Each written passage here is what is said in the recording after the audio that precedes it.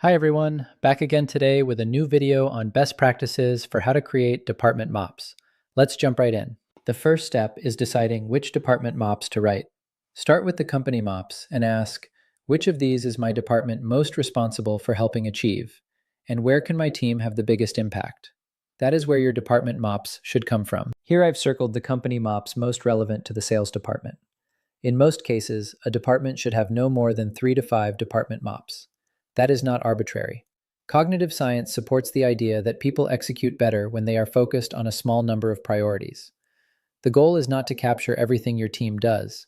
The goal is to define the few most important tactical commitments your department will own in support of the company MOPs and overall company success. Once you know which goals matter most, write each department MOP as a clear, measurable commitment tied to one company MOP. It should say what your department will deliver, by when, and with what target. Keep it specific enough that your leadership teammates can read it and know exactly what success looks like. In this example, a strong sales department MOP might be deliver $5 million in new European bookings by year end by standing up a European sales motion before the end of Q2 2026, with a GM hired and teams in the UK, Germany, and France. The goal is to make the MOP specific, measurable, aligned, and time-bound. This example is specific because it defines both the outcome and the delivery approach. It is measurable because it includes a $5 million bookings target. It is aligned because it supports the company revenue MOP above. And it is time-bound because it commits to a year-end result. Note that MOPAIQ supports a variety of measurement types, including number, currency, percentage, date, and yes, no, so you can structure each department MOP around the most appropriate outcome. In MOPAIQ, you can use the MOPAIQ MOP Writer or the manual form to help structure your department MOP clearly and consistently.